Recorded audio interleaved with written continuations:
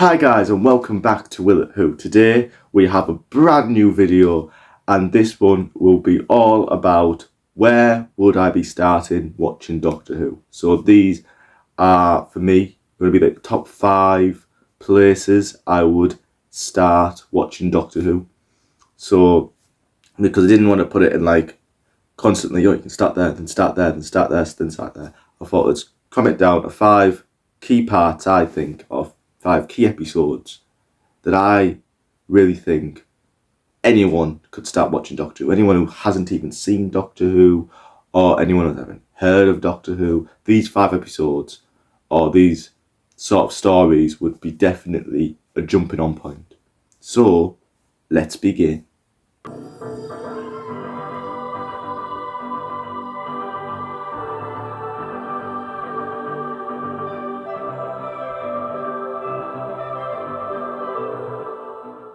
Number 5, Spearhead from Space.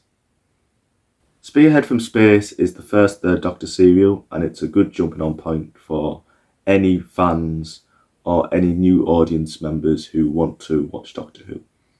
The reason why is because it's pure Earth based. So this is new for already existing fans, but it's also new for new audiences in general. Because we've always had where the Doctor has flew from time and space to different places in time, different alien planets, but for this season, it's all Earth based. The reason why is because the TARDIS doesn't work for some reason, and the Doctor has deja vu. Well, not deja vu, but memory loss more. Like, he doesn't really know who he is at first, he's more like in a coma, and he collapses out. So we've actually, in a sense, the Doctor gets introduced to us as the audience again, but to himself as well. As you get like a new outfit also in this series of what the Doctor would be. In this one, he's more of an action hero, so it's more like bright colours. And that helps with this being the first serial that isn't filmed in black and white and it's actually colourised.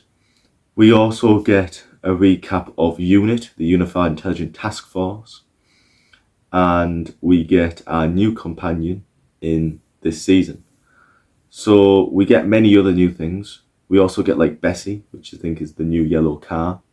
That's also gets introduced, and him becoming a scientific advisor for UNIT. So that is also new.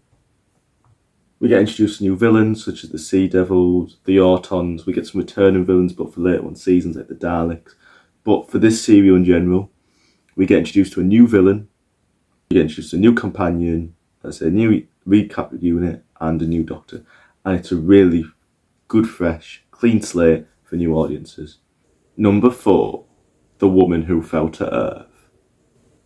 So this is very different to what they used to do. So in this show now, they have different eras for different showrunners, and usually now every era they start with, they try and reboot, like a soft reboot.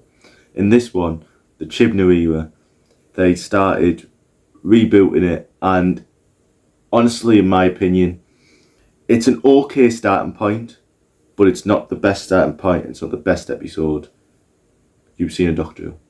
We don't actually start with the Doctor, which is a good note for any reboot.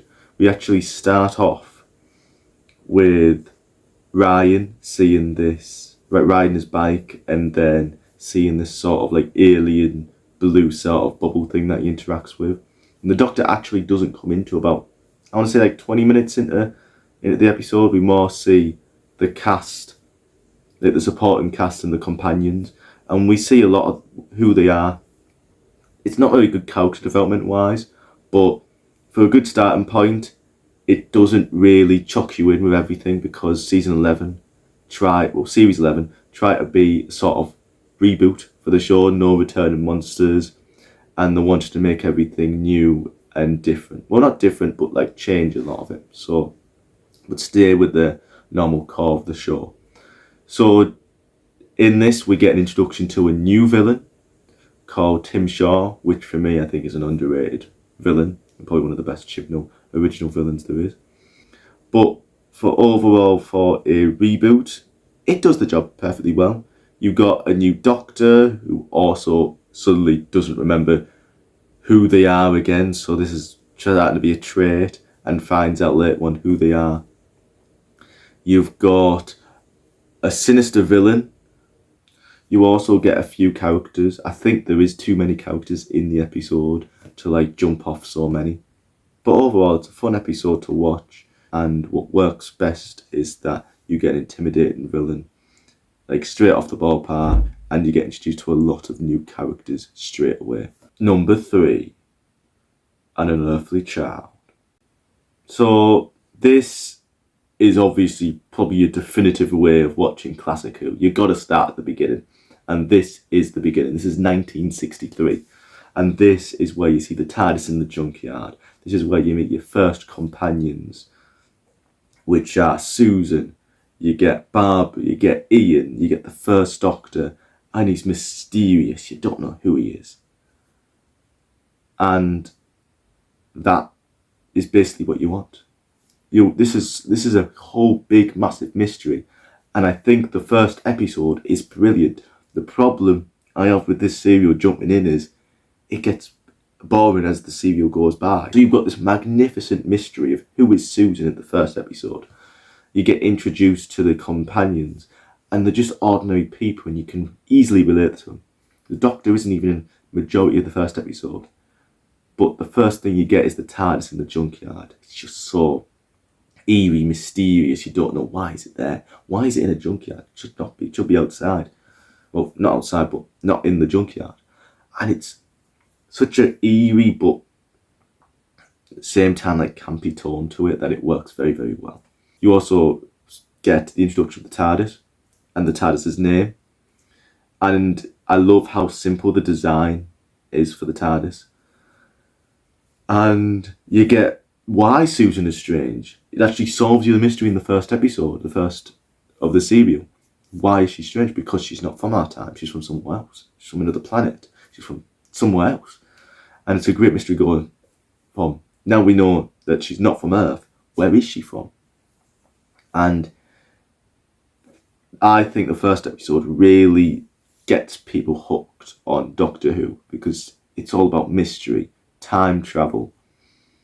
You're not just watching a show that's made in the 60s and about the 60s.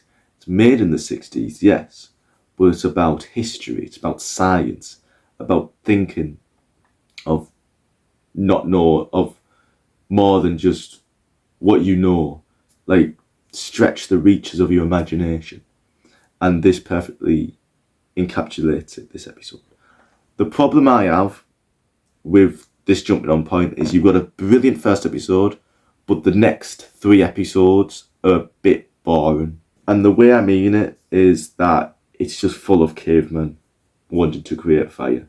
It's a good way of like history for the kids, but I think the main con is if you want the full taste of Doctor Who, you're going to have to watch An Earthly Child, the whole serial, then watch The Daleks, which is the second serial, because you get a taste of history, but then you also get a taste of monsters, and that's what the show's all about. It's all about time travel, history, and aliens, and you get that, but you have to watch 2 serials, which is the big problem, I would say, is both of them.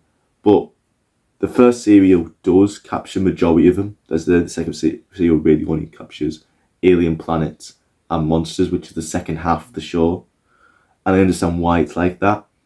And I would still recommend to watch An Earthly Child, especially the first part, as it's just phenomenal.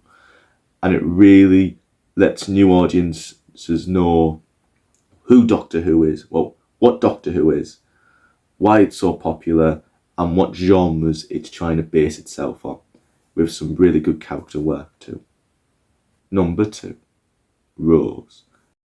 Now, Rose is definitely a different entry, but it is perfect as a character piece mainly. This is great for new audiences because you start off connecting to our character Rose, as she's just a normal girl. So we start connecting up to our character Rose. We understand her job and everything, but then, like us, the audience, it happens to her where we get thrashed into a situation that we never thought would ever happen, and that's the Autons, which now thinking about it, it's a really clever idea bringing the Autons back for another sort of soft reboot to the show, as there were the new reboot villains for the Third Doctor, and now the new reboot villains for the Ninth Doctor. And I really don't know if that's just a really good coincidence, but I like how it's done in the show. So in this full episode, you get everything. You get majority of the things. You get the introduction to TARDIS. You get the introduction of Rose. Introduce the Doctor as a mysterious figure, as he was an unearthly child. You get find out that he can travel to different places, and you don't find out it time travels just yet, but we find aliens and monsters, and that's basically the premise of the show. So I really recommend watch it as New Virgins. A lot of people would say this is number one. The top one they would usually put as, this is definitely the one I would watch first. Yes, it is one I would watch first. Not the best, because I think even though it has some good character work, there is some things that are a bit eeky at some points where you go, oof, like the CGI. I love the scene with the mystery of the Doctor, but we'll get full in that in our Rose review. But really, it's a really good character piece for Rose and the Doctor, with like a lot about who is the Doctor. It does actually drive the time travel, which is my mistake. I forgot it did. Why showing us photos of different events and saying like, how did he get there? How did he get there? That his grandfather. So it actually delves in all sectors pretty good, but I think one does it just a bit differently. Honourable mention, the pilot. Now this is my honourable mention because I think it's a good place to jump on, but it's a bit confusing because it's like the third season of a Doctor's tenure, and it's usually not a good jumping on point where it's usually the last season, but it does show you a new antagonist. The Doctor does go to different planets and different time zones and different places, so it does introduce you to time travel.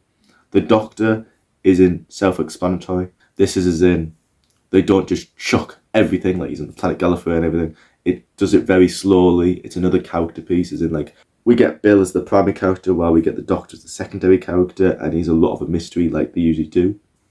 But the thing that gets me is that you do get introduced to the old enemies like the Daleks, but I think it puts everything in too many baskets, like puts too much in for one episode. There's a lot of jumping around. It will get new audiences get confused about what's going on, like what is this show, and that is the main con. It's an honourable mention because it's still a decent starting on point, but I just wouldn't really put it as top 5. And now for my number one. Number 1, The 11th Hour. Now, this is personally my favourite jumping on point. I didn't really start jumping on point in this. I started jumping on point in Rose, but this is definitely the first episode I remember watching it broadcast, and the one that really did me an impact where I'm watching Doctor Who now. I want to watch Doctor Who. It's so timey-wimey all over the place, but not at the same time. You really get a great character development with the Doctor and him knowing who he is, but not knowing truly who he is first.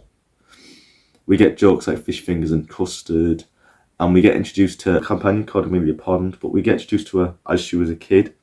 And we see that the Doctor time travels to go, I'll be there 5 minutes, comes back, she's an adult. So it really also shows how time for him is like nothing. It's not like us. It's not like our plane of time. So time for us is a straight line, while time for the Doctor is all these like loops and all these circles and everything. It's just all over the place for the Doctor. So you could be going one way when you're in life, but he could see you 2 years in the past before already seeing you 5 years in the future, and you not knowing it and meeting yourself in 2 years in the past. It really shows how time for him is very relative. Well, more, it's very much that he can just jump from one place to another. And it shows how time isn't just constant for him, which is a really good message about time.